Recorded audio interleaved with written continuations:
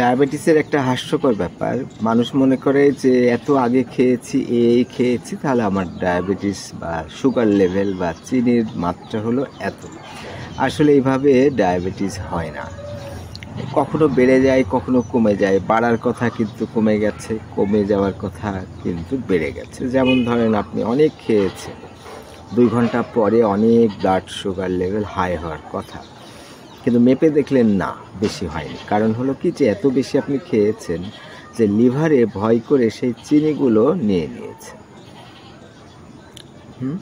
তার মানে হলো যে আপনি অনেক টাকা বেতন পেয়েছেন, কিন্তু বেশ কিছু টাকা লোন পরিশোধ করেছেন, কিস্তি দিয়েছেন, বিভিন্ন কাজে হাত দিয়েছেন, দেখা গেল যে অনেক টাকা কমে গেল। ঠিক এলোমেলোভাবে আসলে ডায়াবেটিস যে ব্লাড সুগার লেভেল সেটা অনেক কম দেখায়, আবার বেশি দেখায়। সেজন্য যে র্যান্ডম ব্লাড সুগার সেটা খুব বেশি কার্যকর না। আপনার বেশি ভালো হলো 3 মাসের যে গড়, 3, 3.5 মাস, 4 মাসের একটা গড় আছে, HbA1c। তো এই টেস্টটা আবার অনেক বেশি নির্ভরযোগ্য। কারণ হলো যে এটা 3 মাস, 3.5 মাসের গড় দেখাবে। কিন্তু র্যান্ডম ব্লাড সুগার যেটা তাৎক্ষণিক, সেটার জন্য আবার খুব বেশি কার্যকর সকালে যদি আপনি মাপেন, ঘুম থেকে উঠেই আপনি যদি মাপেন, তাহলে আপনি বুঝতে পারবেন যে আপনার ডায়াবেটিসের লেভেল কেমন, আপনার লিভারের লেভেল কেমন। যত বেশি লিভারে ফ্যাট জমবে, তত সকালে কিন্তু ডায়াবেটিস কমবে না। কিন্তু যদি আপনার ফ্যাট না থাকে, লিভারে যদি চর্বি না জমে, তাহলে ঘুম থেকে উঠে দেখবেন যে স্বাভাবিক এসছে। আর স্বাভাবিক আসার মানে এই না যে আপনার ডায়াবেটিস ভালো হয়ে গেছে। এটার মানে এই যে সারা রাত ঘুমিয়েছেন, সেই সময়টায় আপনার ব্লাড সুগার লেভেলটাকে একটি স্টেবল অবস্থায় রেখেছে, একটা লেভেলে রেখেছে। তার মানে ওইটাই হলো সর্বনিম্ন লেভেল। তার মানে কি পেলাম, সেটা হলো যে যখন আমি ঘুম থেকে উঠব, তখন যদি সব থেকে কম আসে, তাহলে আমি ধরে নেব যে আমার ফ্যাটি লিভার নাই। আর যদি সকালে ঘুম থেকে উঠে অনেকখানি বেশি আছে, তারপরে খেলেন, তারপরেও অত বেশি বাড়েনি, এরকম যদি এলোমেলো দেখেন, তাহলে বুঝবেন যে আপনার লিভারে ফ্যাট জমেছে, চর্বি জমেছে। তাহলে হাস্যকর ব্যাপারটা হলো কি, যে যখন আপনি ব্লাড সুগার লেভেল মাপলেন, সেটা কমও দেখাতে পারে, বেশিও দেখাতে পারে। জেনারেল সেটা না। যেমন ধরেন রোজার সময় আপনি আধা ঘন্টা আগে ইনসুলিন নেবেন, খুবই বিপজ্জনক। কারণ হলো যে আপনার ওই সময়টাতে ব্লাড সুগার লেভেলটা অনেক কম থাকার কথা। তখন যদি আপনি নেন, ইনসুলিন নেন, তাহলে হবে কি, যে এমন পড়া পড়বে যে আপনি হয়তো বিপদে পড়ে যাবেন। যদিও ইনসুলিন 2 ধরনের আছে, একটা হলো 5 ঘন্টা, 10 ঘন্টা, 12 ঘন্টা, 24 ঘন্টা সময়ের মধ্যে ওইটা ব্লাড সুগার লেভেলটা কমায়, ওইটা একটু এক্সপেন্সিভ। আর নর্মাল যে ইনসুলিন যদি আপনি নেন, সেক্ষেত্রে সেটা মোটামুটি বেশ ফাস্ট বলা যায় কমতে থাকে ব্লাড সুগার লেভেল। তার মানে ব্লাড সুগার লেভেল কত আছে এই মুহূর্তে আপনি মেপে খুব একটা ভালো ছবি পাবেন না। যদিও আমি বলেছি যে ঘুম থেকে উঠে মাপাটা খুব ভালো। তারপরে আপনি এও করতে পারেন যে ঘুম থেকে উঠলেন, উঠে মাপলেন, মাপার পরে খেলেন, আধা ঘন্টা 1 ঘন্টা পরে খেলেন, খাওয়ার 2 ঘন্টা পরে মেপে দেখবেন যে আবার কেমন। তাহলে যখন আপনি ঘুম থেকে উঠবেন, তখন যদি মেপে দেখেন 4.72 এর নিচে, তাহলে দ্য বেস্ট। 4.72 এর নিচে বেস্ট কেন? কারণ হলো যে ব্লাড সুগার লেভেল সুপার ভালো। শুধু তাই না, এটার মানে হলো যে আপনার হার্ট অ্যাটাক না হওয়ার কথা। তার মধ্যে দেখা গেছে যে যাদের 4.72 বা তার নিচে, তাদের হার্ট অ্যাটাক করেনি।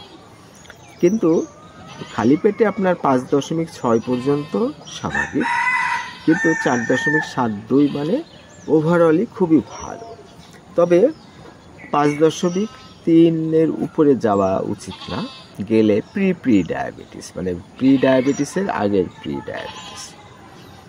আর যদি আপনি A1C, যেটা HbA1c, সেটা যদি আবার মাপেন, তাহলে ঘুম থেকে উঠে আপনার যেটা থাকলো সেটা 5.6 বা তার নিচে হতে হবে। তবে 5.2 এর মধ্যে থাকাটা অনেক ভালো। 5.3 থেকে 6 পর্যন্ত, 5.3 থেকে 5.6 পর্যন্ত প্রি ডায়াবেটিস, মানে সামনে প্রি ডায়াবেটিস হতে যাচ্ছে। আবার ধরেন স্ত্রী গর্ভবতী, 3 মাস যাওয়ার পরে ফার্স্ট ট্রাইমেস্টার, তার মানে 3 মাস পরে যদি মাপেন তাহলে দেখতে পারেন যে ডায়াবেটিস হয়েছে।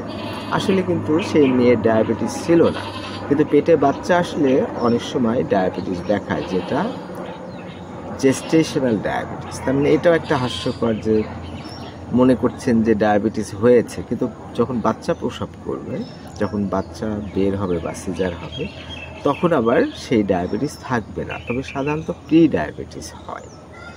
এটা একটা খারাপ জিনিস, তখন আবার খেয়াল করতে হয়, যে একটু খেয়াল রাখতে হয়। কিন্তু ওভারঅলি আপনি যত চিনি কম খাবেন তত ডায়াবেটিস লেভেলটা কম থাকবে, এটাই স্বাভাবিক। তবে ডায়াবেটিস চিনি না খেলেও হতে পারে আপনার যত বেশি টেনশন হবে, যদি টেনশন হয় তাহলে কর্টিসল লেভেলটা হাই, তার মানে টেনশন হলে যে ক্ষতি হয় সে ক্ষতিটা মেকআপ করার জন্য, সঠিক আনার জন্য অ্যাড্রেনাল গ্রন্থি থেকে চিনি তৈরি হয়। আমাদের 4টা অর্গান আছে, সেই 4টা অর্গান থেকে চিনি তৈরি হয়। তার মধ্যে অ্যাড্রিনালিন যে গ্ল্যান্ড আছে সেখান থেকে চিনি বের হয়, যেটাকে কর্টিসল বলে। আর বাকি 3টা অত বেশি পাওয়ারফুল না, ফলে যখন হাইপো হয়ে যায় ইনসুলিন নেওয়ার পরে বা কোনো কারণে যদি একেবারে নেমে যায়, তার মানে 3.88 পর্যন্ত স্বাভাবিক, 3.88-এর নিচে নেমে যায়, তাহলে চিনি জাতীয় কিছু খাওয়া উচিত বলা যায় না। কারণ আপনি ইনসুলিন নিয়েছেন, নেওয়ার পরে 3.88-এর নিচে পেয়ে গেল, তার মানে হলো যে ইনসুলিনের অ্যাকশানটা 12 ঘন্টা 24 ঘন্টা বিভিন্ন ইনসুলিনের বিভিন্ন রকম থাকতে পারে। তার মানে এই যে কমেছে, কমতে কমতে আরও কমতে পারে। তাহলে 3.88-এর নিচে নামতে নামতে যদি 2.77-এ চলে আসে, তার নিচে চলে যায়, তাহলে অজ্ঞান হয়ে যেতে পারে। অজ্ঞান হলে তো আর আপনি চিনি খাওয়াতে পারছেন না, মিষ্টি খাওয়াতে পারছেন না, সেক্ষেত্রে একটা গ্লুকাগন ইনজেকশন বাড়িতে থাকা ভালো। গ্লুকাগন ইনজেকশনটা হলো আসলে চিনির ইনজেকশন। সেই ইনজেকশন দিয়ে আপনি, গ্লুকাগন দিয়ে আপনি ব্লাড সুগার লেভেলটা হাই করতে পারেন।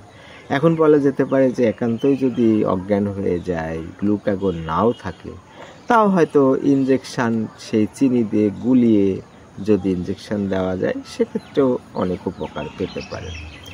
না হলে কিন্তু ইনসুলিন নিয়ে যদি বেশি পরে না, অল্প পরে যদি অজ্ঞান হয়, তাহলে আরও বিপজ্জনক। কারণ অজ্ঞান তো হয়েছে, চিনির লেভেলটা আরও কমতে থাকবে, কারণ ইনসুলিনের ওই 10 ঘন্টা 12 ঘন্টা 24 ঘন্টা পর্যন্ত কমাতে সাহায্য করতে পারে। তাহলে কত চিনির পরিমাণ আপনার রক্তে কখন আপনি মাপলেন, এটা ধারণা করা যায় যে যত খালি পেটে হবে, যত চিনি না খাওয়া হবে, তত বেশি ব্লাড সুগার লেভেলটা কম হবে। কিন্তু অন্যথাও হতে পারে, এটা বেশি কমন। আবার আপনি দৌড়াচ্ছেন, তার মানে চিনির লেভেলটা কমে যাবে, কিন্তু ওই মুহূর্তে কমবে না। কর্টিসল লেভেল, ওই যে চিনি তৈরি করবে অ্যাড্রিনাল গ্রন্থি থেকে, সেই চিনির কারণে দেখা যাবে ব্যায়াম করছেন আরও বেড়ে গেল, হতে পারে। That's very good. তার মানে ব্যায়াম করলে যেটা হবে, বিশেষ করে দৌড়ালে বা একটু কায়িক পরিশ্রম করলে, বা ধরেন কার্ডিও যেটাকে বলা হয়, সেটা যদি করা হয়, তাহলে দেখা যাবে যে ওই মুহূর্তে ডায়াবেটিস বাড়লেও 2-4 দিনের মধ্যে ডায়াবেটিস অনেক স্বাভাবিক হয়ে যাবে। তার মানে আমাদের শরীরে যে জ্যাম হয়েছে, চর্বি জমেছে, জঙ্গল হয়েছে, সেলের মধ্যে যে চিনি ঢুকতে পারছে না, সেই পরিস্থিতিটা অনেক ইমপ্রুভ করবে, যেটাকে আমরা ইনসুলিন রেজিস্ট্যান্স কমিয়ে ফেলবে বলি। তার মানে শরীরে ইনসুলিন রেজিস্ট্যান্স থাকলেই তো আমরা চিনি খেলে সেই চিনিটা রক্তেই থেকে যায়, আমাদের যে সেল, সেই সেলের ভেতরে ঢুকতে পারে না বা ঢুকতে দেওয়া হয় না। বা যখন প্যানক্রিয়াস থেকে যে বেটা সেল আছে, সেই প্যানক্রিয়াসের বেটা সেল থেকে ইনসুলিন তৈরি হয়, যখন আমরা খাই তখন ওই ইনসুলিন চলে এসে সেই যে সেলগুলো, আমাদের 40 লক্ষ কোটি সেল আছে, সেই সেলের চাবি দিয়ে খুলে দেয়। এখন সেটা জঙ্গল হতে পারে, আবার অতিরিক্ত চিনি খেয়ে খেয়ে খেয়ে খেয়ে খেয়ে এমন একটা অভ্যাস হয়ে গেছে যে শরীর আর চায় না আর চিনি আমাদের সেলে ঢুকুক। তখন কি করে, ওই যে প্যানক্রিয়াসের যে বেটা সেল থেকে ইনসুলিন তৈরি হলো, সেই ইনসুলিন খালি ঘুরে বেড়াচ্ছে, কিন্তু সেই চাবি খুলতে পারছে না, সেই তালা খুলতে পারছে না। সে তেমনটাও হতে পারে। আবার যখন 25 হতে পারে ডায়াবেটিস, মোটামুটি যে 20-এর বেশি, 25 যখন হয়ে গেছে, তখন যেটা করবে যে কিডনি বাধ্য হয়ে সেই চিনিগুলো নিয়ে নেবে, কিডনিতে নিয়ে পানির মধ্যে গুলাবে, গুলিয়ে ফ্ল্যাশ করে প্রস্রাবের মাধ্যমে দিয়ে ফেলে দেবে। ফলে যদি আপনি দেখেন যে প্রস্রাব নাই, হুট করে বাড়িতে আসলেন, প্যান্ট খুলতে খুলতে আপনার খুব বেশি চাপ পড়ে গেল, মানে আচমকা যদি বেশি পরিমাণে প্রস্রাব আসে, তাহলে আপনি ধরে নিতে পারেন যে ওই যে অতিরিক্ত ব্লাড সুগার লেভেল হয়ে গেছে, যে কারণে বাধ্য হয়ে কিডনি সেই চিনি নিয়ে পানি দিয়ে গুলিয়ে ধপ করে প্রস্রাবে ফেলে দিতে পারে। তার মানে খুব ফাস্ট যদি দেখা যায় যে প্রস্রাবের চাপ হচ্ছে, তাহলে ধরে নেওয়া যেতে পারে যে ডায়াবেটিস অনেক হাই আছে। সেই চিনিগুলো কিডনি গুলিয়ে প্রস্রাবে ফেলে দিচ্ছে, এটা হতে পারে। হরেক কারণে, হরেক সময়, নানান কারণে ব্লাড সুগার লেভেলটা বাড়তে পারে। এটাতে ভয়ও যেমন পাওয়ার কথা না, আবার একেবারে দুশ্চিন্তা মুক্ত থাকাও কথা না, কারণ দুশ্চিন্তাও করতে হবে, টেনশান করতে হবে, সেটা পরিমাণে কম। আপনারা খেয়াল রাখতে হবে, সচেতনতা রাখতে হবে।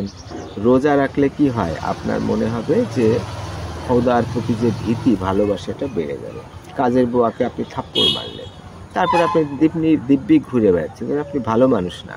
আর কাজের বুয়াকে থাপ্পড় মেরে যদি আপনি সারাদিন অনুশোচনা করেন, হ্যাঁ কী করলাম, মারলাম কেন, কি বোকার মতো কাজ করে, কি খারাপ কাজ করলাম, আল্লাহ তো আমাকে শাস্তি দিবে, এই কাজটা করা ঠিক হয়নি, এই কাজটা, এই টেনশনটা বাড়িয়ে দেবে হলো রোজা। আর নামাজ যেটা করবে আমাদের খারাপ কাজ থেকে বিরত রাখবে। এ পর্যন্ত ধন্যবাদ সবাইকে।